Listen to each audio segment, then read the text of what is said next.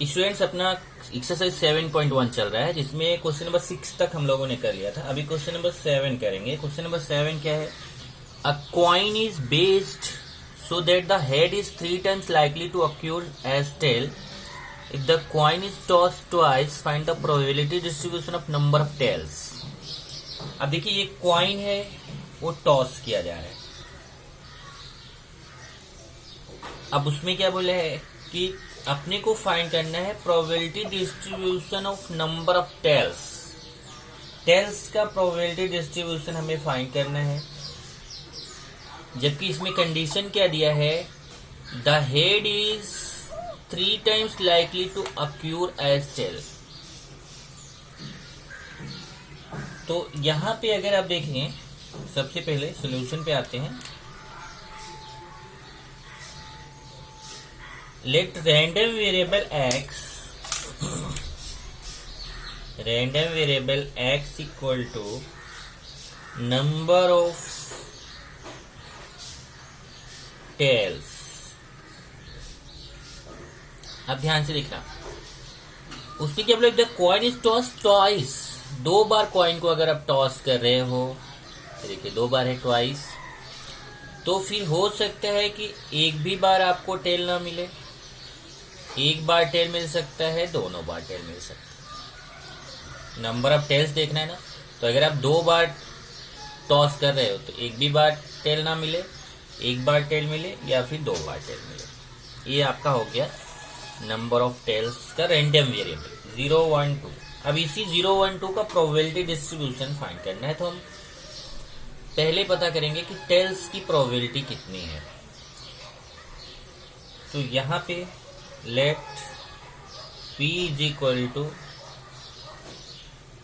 Probability of getting tails. p जो है वो टेल की प्रोबेबिलिटी है, and q is equal to probability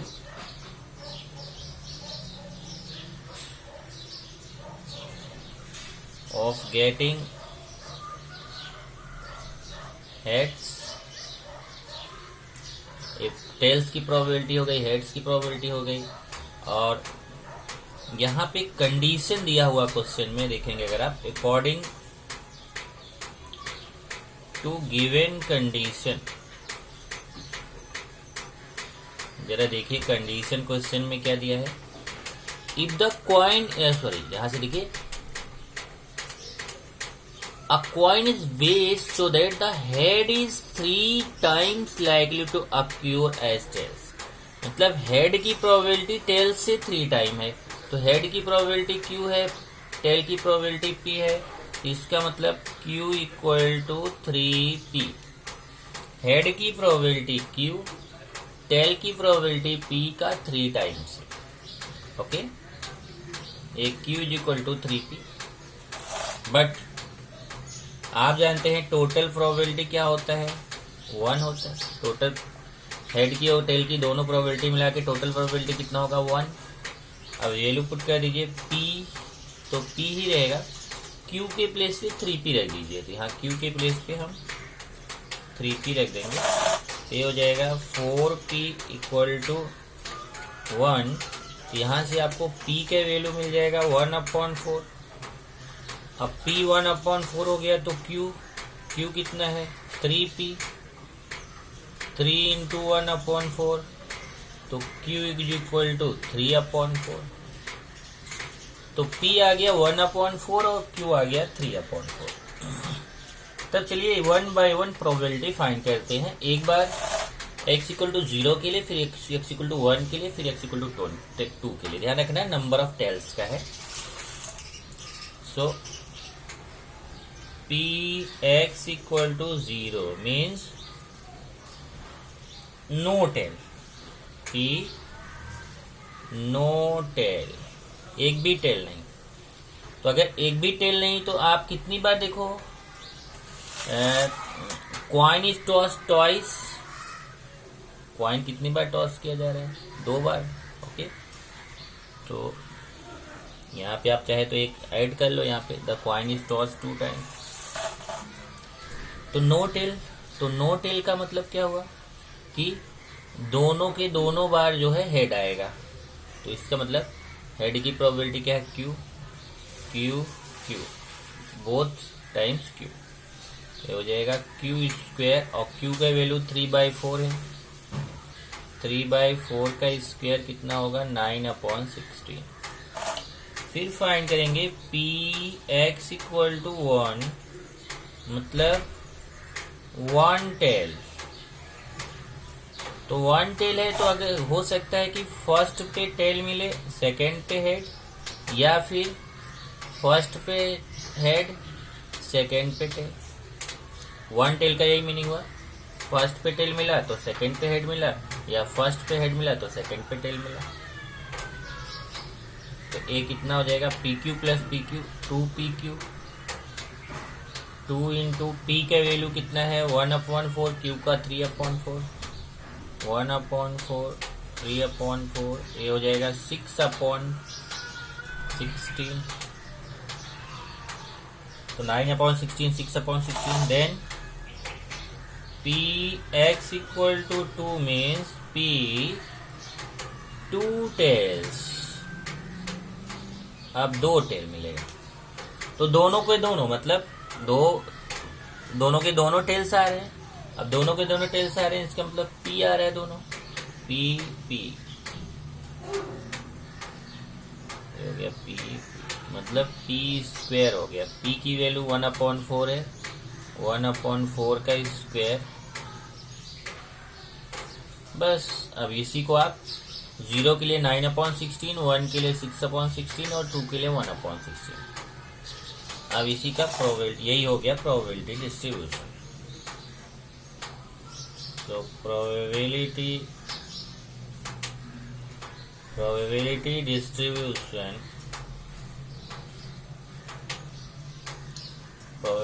distribution of random variable X be. अब इसका टेबल बना दीजिए। X P X equal to X, 0 1 2। 0 के लिए प्रोबेबिलिटी कितना है, 9/16। 1 के लिए कितना है, 6/16। और 2 के लिए कितना है, 1/16। इसको टोटल कर लीजिए, टोटल करेंगे तो 9 6 15 1 16, 16/16 1 आएगा। तो टोटल प्रोबेबिलिटी 1 हो गया। तो प्रोबेबिलिटी डिस्ट्रीब्यूशन तभी होता है जब यहाँ पे ये देखिए वैल्यूज पॉजिटिव हो। तो ये देख रहे हैं आप, प्रोबेबिलिटी की वैल्यू पॉजिटिव है और टोटल प्रोबेबिलिटी कितना होना चाहिए, 1 होना चाहिए। ये क्वेश्चन नंबर 7 हो गया। Then question number 8।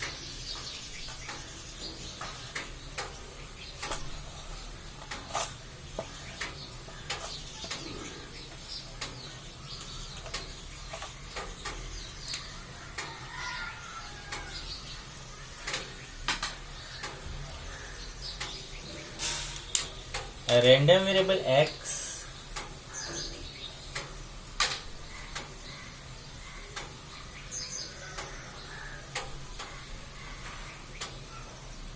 has the following probability distribution.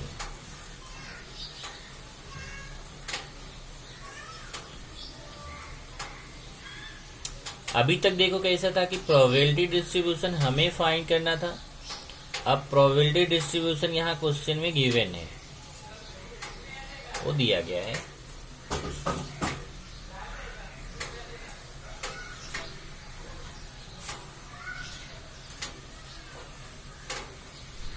X P x 0 के लिए 0 है, 1 के लिए k, 2 के लिए 2k, 3 के लिए भी 2k है, 4 के लिए है 3k, 5 के लिए k स्क्वायर, 6 के लिए है 2k² और 7 के लिए है 7k² प्लस k। ये प्रोबेबिलिटी डिस्ट्रीब्यूशन दिया गया है, प्रोबेबिलिटी डिस्ट्रीब्यूशन ऑफ x। अब अपने को क्या क्या फाइंड करना है, डिटरमाइन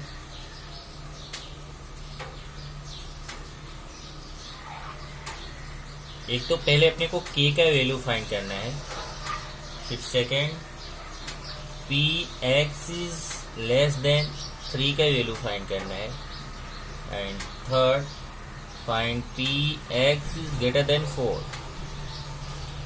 तो k px is less than 3, px is greater than 4, ये 3 वैल्यूज अपने को फाइंड करना है।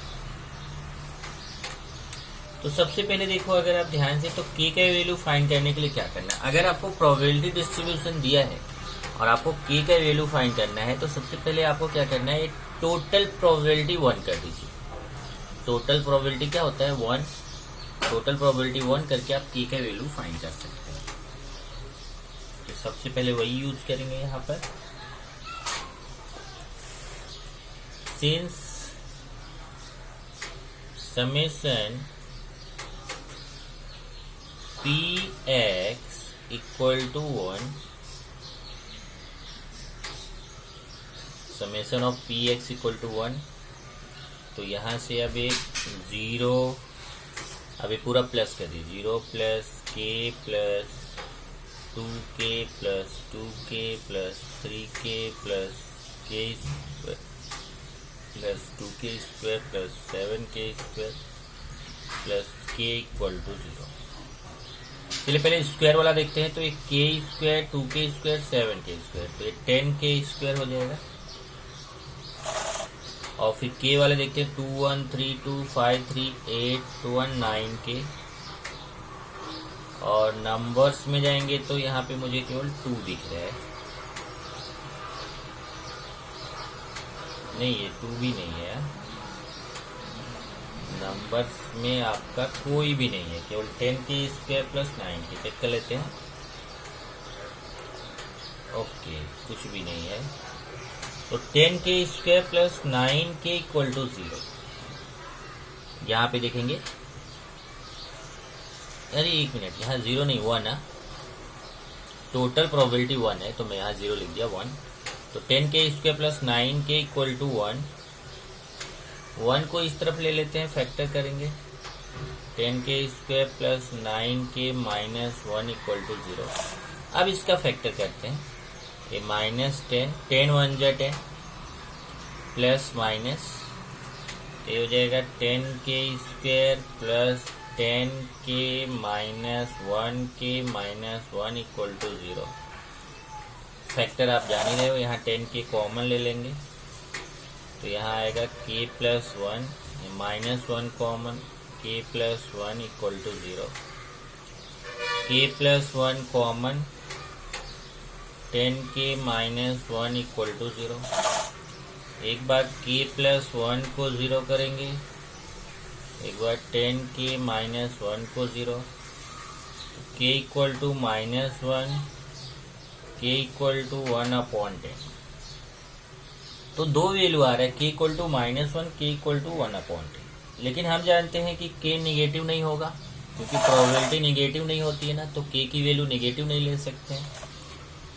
यहाँ से देखिए, अगर आप k की वैल्यू -1 ले लेते हो तो यहाँ निगेटिव प्रोबेबिलिटी आ जाएगा, जबकि एक भी प्रोबेबिलिटी निगेटिव नहीं आ सकती। अगर प्रोबेबिलिटी निगेटिव आएगी तो वहाँ पे प्रोबेबिलिटी डिस्ट्रीब्यूशन नहीं होगा। तो since k can not be negative,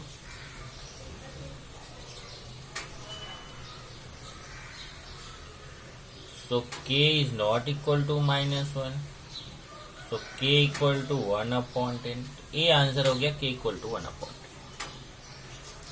ये पहला आंसर आपका आ गया। यहाँ पे मैं फर्स्ट नंबर डाल देता हूँ, ये हमारा फर्स्ट आंसर आ गया। k का वैल्यू हमें फाइंड करना था। अभी सेकेंड फाइंड करना, px is less than 3। Second है px इज लेस देन 3। अब लेस देन 3 मतलब 3 से लेस जो प्रोबेबिलिटी है, तो 3 से लेस की प्रोबेबिलिटी मतलब 2 1 0 है। देखिए 3 से लेस तक, तो 3 से लेस कौन है? 2 है, 1 है, 0 है। यहाँ पे आ जाएगा P0 plus P1 plus P2। अब यहां से देखते हैं कि P0, तो देखिए P0 का वैल्यू कितना है? 0। P1 का वैल्यू K, P2 का वैल्यू 2K। यहाँ पे पुट कर देंगे 0 K 2K, आएगा कितना? 3K। और K का वैल्यू कितना है? 1/10। इस तरीके से एक आंसर आपको आ गया 3/10। तो Px इज लेस देन 3 का वैल्यू कितना हो गया? 3/10। Then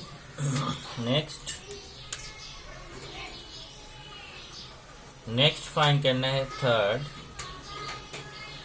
Px is greater than 4। Px is greater than 4 find करना। अब देखिए ग्रेटर देन 4 में कौन आएगा? ये ग्रेटर देन 4 से ग्रेटर 5 6 7। तो यहाँ पे हो जाएगा P5 plus P6 plus P7। अब देखते हैं 5 का वैल्यू k² है, 6 का 2k² है, 7 का 7k² प्लस k। इधर हो जाएगा k² plus 2k² plus 7k² plus k। 2 1 3 7 10k² plus k। अब k का वैल्यू पुट कर देंगे 10 इंटू 1/10। k का वैल्यू 1/10 है, स्क्वायर प्लस 1/10। ये आएगा 1/10 प्लस 1/10 2/10। ये आ गया 1/5। तो एक आपका आंसर हो जाएगा। तो आंसर में अगर आप देखेंगे तो आपको 3 आंसर मिल गया, फर्स्ट, सेकेंड और थर्ड। फर्स्ट आंसर है k = 1/10। सेकेंड आंसर है Px इज लेस देन 3 का वैल्यू आया 3/10। और थर्ड आंसर है Px इज ग्रेटर देन 4 = 1/5। ये आपका अगर प्रोबेबिलिटी डिस्ट्रीब्यूशन दिया गया, ये बहुत इंपॉर्टेंट क्वेश्चन है, अक्सर ये एग्जाम में आता है। प्रोबेबिलिटी डिस्ट्रीब्यूशन दिया गया, आपको k का वैल्यू फाइंड करना है, फिर ऐसे ही कुछ वैल्यूज और फाइंड करनी है। तो क्वेश्चन नंबर 8 को आप इंपॉर्टेंट लगा। Then question number 9।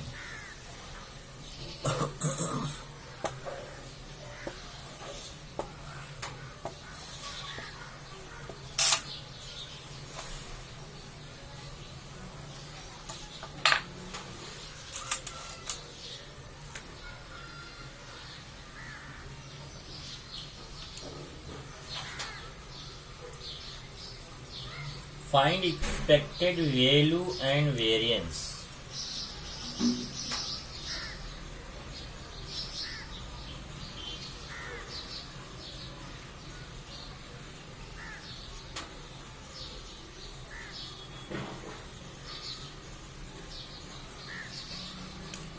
Of x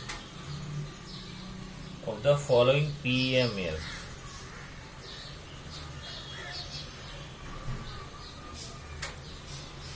probability mass function दिया है, PMF means probability mass function, और आपको find expected value and variance of x of the following PMF।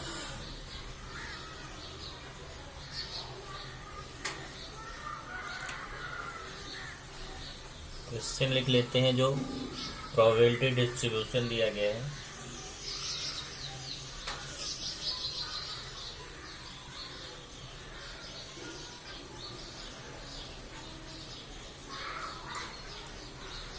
x Px -2 -1 0 1 2 0.2, 0.3, 0.1, 0.15, 0.25। ये देखिए प्रोबेबिलिटी दिया गया है -2, -1, 0, 1, 2 के लिए। x इक्वल टू -2 का प्रोबेबिलिटी 0.2 है, x इक्वल टू -1 का 0.3 है, x इक्वल टू 0 का 0.1 है, x इक्वल टू 1 का 0.15 है, 0.15 है, x इक्वल टू 2 का 0.25 है। अब हमें एक्सपेक्टेड वैल्यू और वेरिएंस फाइंड करना है। तो एक्सपेक्टेड वैल्यू और वेरिएंस कैसे फाइंड करेंगे वो जरा आप देखिए।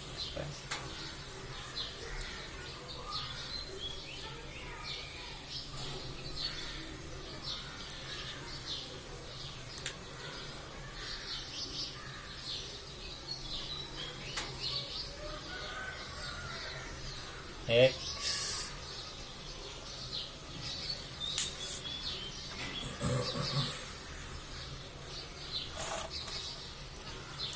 पहला टेबल देखिए क्या है, x का है, उसके बाद px है, फिर हमें लेना है यहाँ पे x इंटू px।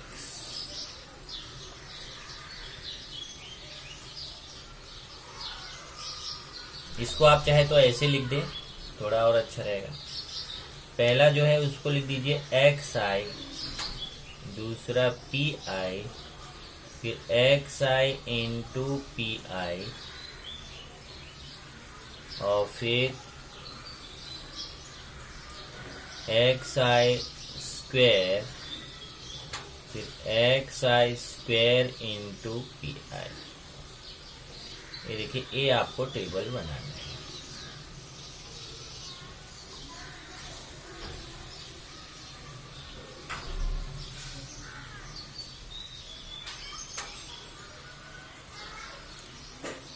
चलिए देखते हैं इसमें क्या है। xi में जो x की वैल्यूज है ना, ये xi में लिखनी है, और px की वैल्यूज को pi में लिखना है। तो x की वैल्यूज है -2, -1, 0, 1, 2, -2, -1,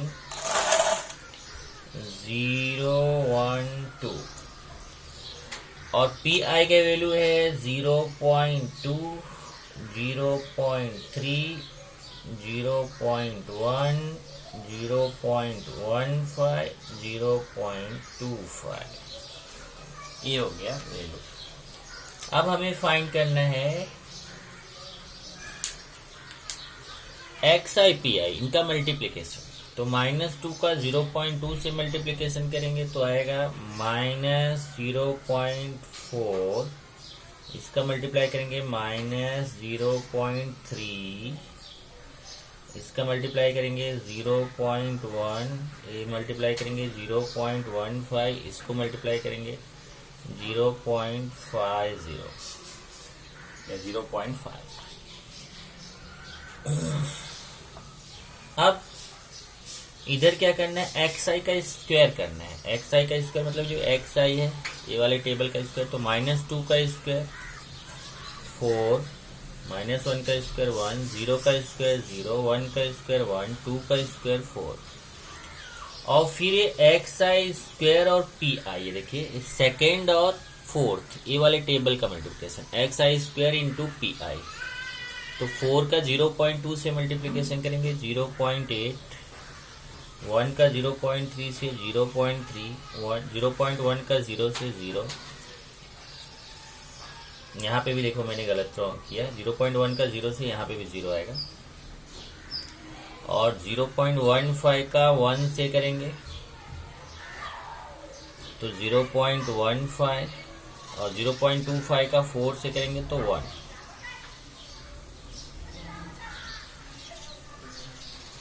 अब इसका टोटल करना है यहाँ पे, टोटल।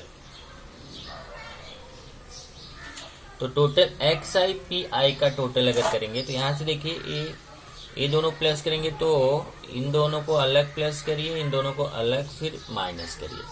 तो 0.4 और 0.3 माइनस वाला प्लस करेंगे तो आएगा -0.7, और इसको प्लस करेंगे तो आएगा 0.65।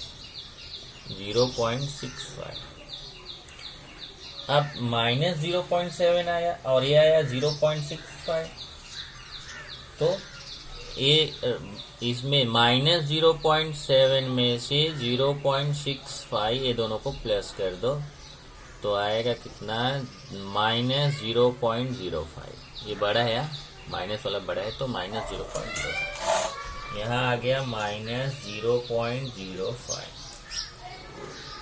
इसको प्लस करिए xi² pi² को, ये तो पूरा प्लस है। तो यहाँ पे देखेंगे तो ये 5 2 2.25 आ जाएगा यहाँ पर। अब आपको निकालना है एक्सपेक्टेड वैल्यू और वेरिएंस। एक्सपेक्टेड वैल्यू ये होता है, देखिए xi pi जो है यही एक्सपेक्टेड वैल्यू है। तो चलिए पहले एक्सपेक्टेड वैल्यू जिसको हम बोलते हैं EX equal to summation xi pi, ये फॉर्मूला होता है। तो अब यहाँ पे वैल्यू पुट करेंगे xi pi, तो डायरेक्ट इसका वैल्यू तो अपने पास है ही, देखो समेशन ऑफ x, ये देखिए xi pi का टेबल है, तो ये समेशन xi pi का मतलब इसका टोटल यहाँ कितना है, -0.05। एक आंसर आपको आ गया। उसके बाद फिर हम फाइंड करेंगे वेरिएंस x। तो वेरिएंस x, या इसको आप ऐसे लिख लो पहले, वेरिएंस ऑफ x जिसको हम बोलेंगे वेरिएंस x। तो वेरिएंस x फाइंड करने का क्या तरीका है, ये देखिए summation xi² pi minus summation xi pi², ये फॉर्मूला है। या इसको आप ऐसे बोल सकते हो EX² माइनस EX²। तो ये फॉर्मूला चाहे ऐसे लिखो चाहे ऐसे लिखो, summation xi² pi minus summation xi pi²। अब समेशन देखो xi² pi का समेशन, ये जो यहाँ आया 2.25 है, 2.25 माइनस समेशन xi pi का वैल्यू देखेंगे -0.05, तो -0.05 और उसका स्क्वायर, ये आएगा 2.25 माइनस इसका स्क्वायर करिए तो -0.05 का स्क्वायर करेंगे। ओके, तो -0.05 का स्क्वायर करो तो ये हो जाएगा कितना, 0.0025। अब इसको माइनस कर दीजिए, माइनस करेंगे तो कितना आएगा, 5 7 4 2 2.2475। इसको माइनस करेंगे तो आएगा 2.2475। ये आंसर आ गया वेरिएंस का। यहाँ पे आप आंसर लिख दीजिए। आंसर में एक्सपेक्टेड वैल्यू, एक्सपेक्टेड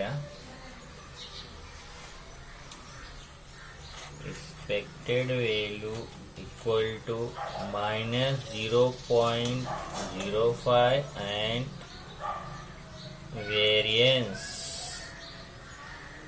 2.247। अब यहीं पे अगर आपको एक चीज और बता दूं, अगर आपको स्टैंडर्ड डेविएशन पूछता है, जैसे उसने एक्सपेक्टेड वैल्यू पूछा और वेरिएंस पूछा, इसी में अगर पूछता है स्टैंडर्ड डेविएशन निकालिए, तो स्टैंडर्ड डेविएशन फाइंड करना है तो स्टैंडर्ड डेविएशन का फॉर्मूला होता है रूट ऑफ वेरिएंस एक्स। ये जो वेरिएंस एक्स का वैल्यू आया है इसका स्क्वायर रूट निकाल लीजिए, वो हो जाएगा स्टैंडर्ड डेविएशन। एक क्वेश्चन और कर लेते हैं। Question number 10।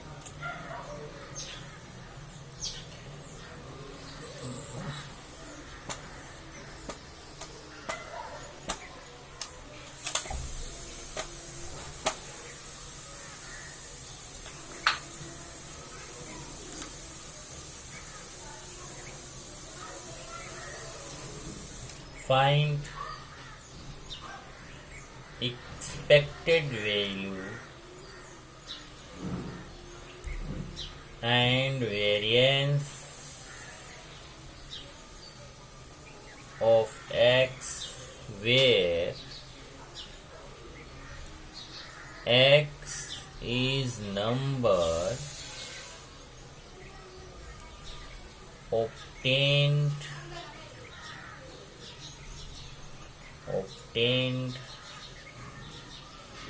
on uppermost face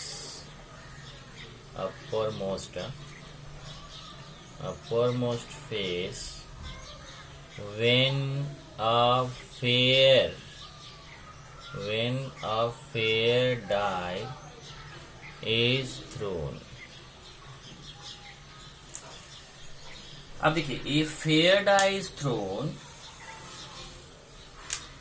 find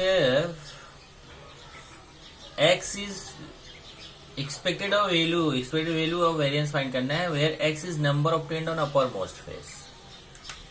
चलिए सोल्यूशन पे चलते हैं।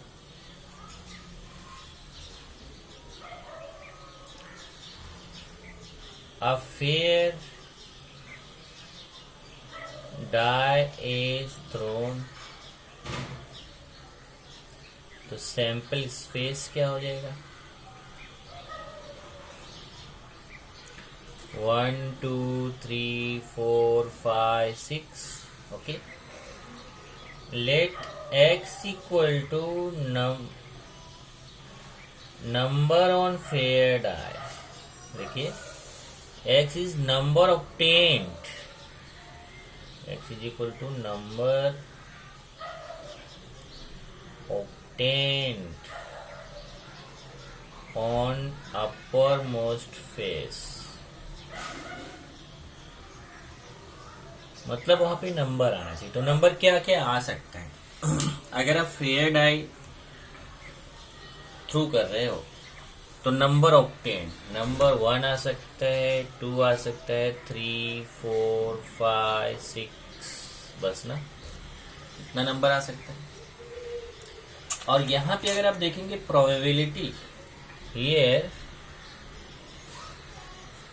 Probability of each and every number,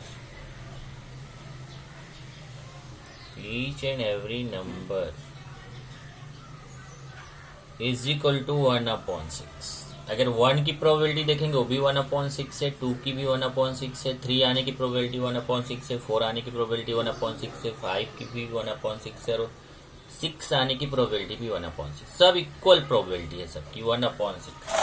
तो प्रोबेबिलिटी डिस्ट्रीब्यूशन क्या हो जाएगा? सो प्रोबेबिलिटी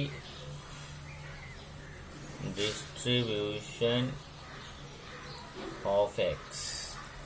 अब इसका प्रोबेबिलिटी डिस्ट्रीब्यूशन क्या होगा? एक्स पी एक्स 1 2 3 4 5 6, सबका 1/6 1/6 1/6 1/6 1/6 1/6। अब ये क्वेश्चन आपका क्वेश्चन नंबर 9 की तरह हो गया। अभी क्वेश्चन नंबर 9 में आपने expected value of variance find किया था। अब आपको उसके जैसा करना है, इसका टेबल आपको बनाना है। चलिए इसका टेबल बनाते हैं। XI PI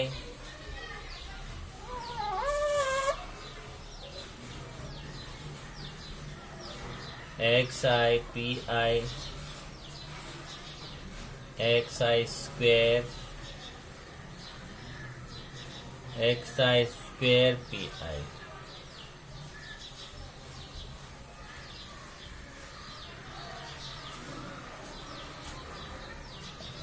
ओके,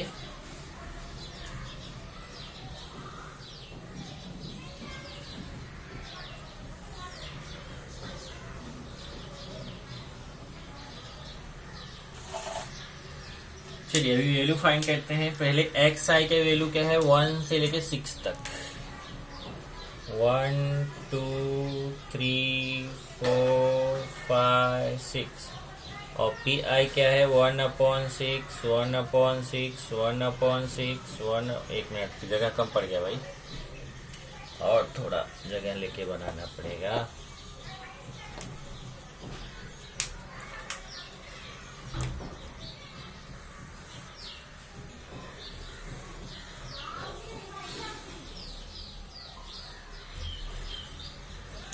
चलिए पहले 1 के लिए 1/6, 2 के लिए 1/6, 3 के लिए 1/6, 4 के लिए भी 1/6, 5 के लिए भी 1/6, 6 के लिए भी 1/6। ओके, अब यहाँ पे फाइंड करते हैं एक्स आई पी आई। ये देखो, इन दोनों का मल्टीप्लीकेशन करना है।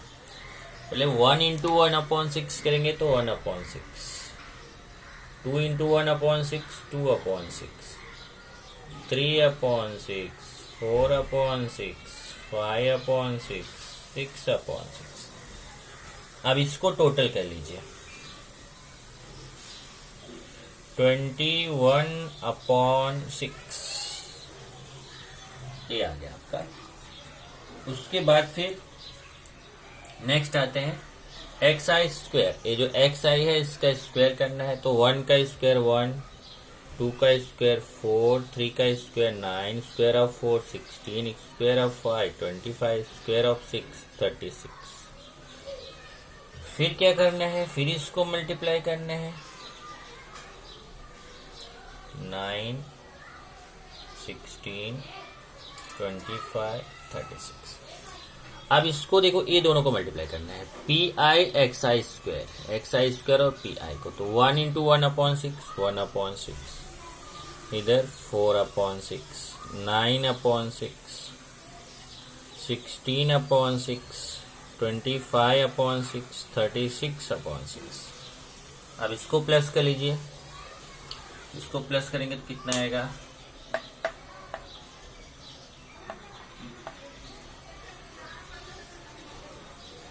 91/6, 91/6। अब चलिए एक्सपेक्टेड वैल्यू और वेरिएंस फाइंड करते हैं। Expected value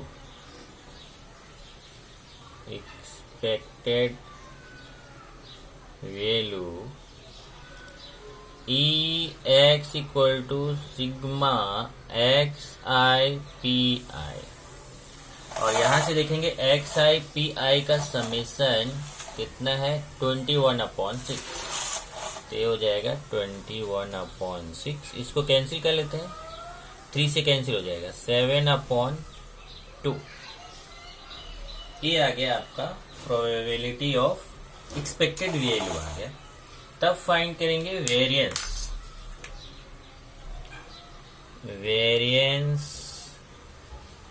of x represented by variance x। और इसका फॉर्मूला क्या बताया था, summation x I square P I minus summation x I P I bracket square total square है। अब x I summation x I square P I अगर आप देखेंगे तो यहां से देखिए, x I square P I का समेशन यहाँ 91/6 है। तो 91/6 minus summation x I P आई देखेंगे तो समेशन एक्स आई पी आई यहाँ से है 7/2। देखिए 7/2 का स्क्वायर, ये 91/6 माइनस 49/4। अब इसका कैलकुलेशन कर लीजिए, केवल आपको आंसर आ जाएगा। ये 12 हो जाएगा एलसीएम, 6 और 4 का एलसीएम 12, और फिर यहाँ से 2 से मल्टीप्लाई होगा 182, यहाँ 3 से मल्टीप्लाई होगा 147, 182 में 147 माइनस कर दीजिए 5, 3, 35/12। इस तरीके से आपको ये आ गया 35/12। एलसीएम मेथड से क्या, आप चाहे तो डिनोमिनेटर सेम करके कर सकते हैं, आप चाहे क्रॉस मल्टीप्लाई से भी कर सकते हैं, आपके ऊपर है, कैलकुलेशन है। 35/12 आ गया, तो यहाँ पे आपको आंसर आ गया। तो लास्ट में हम आंसर लिख देते हैं, expected value equal to 7/2 and variance of x equal to 35/12। इस तरीके से आपका ये क्वेश्चन नंबर 10 हो गया। अभी अपने 16 तो 6 क्वेश्चंस और हैं जो हम नेक्स्ट लेक्चर में करेंगे।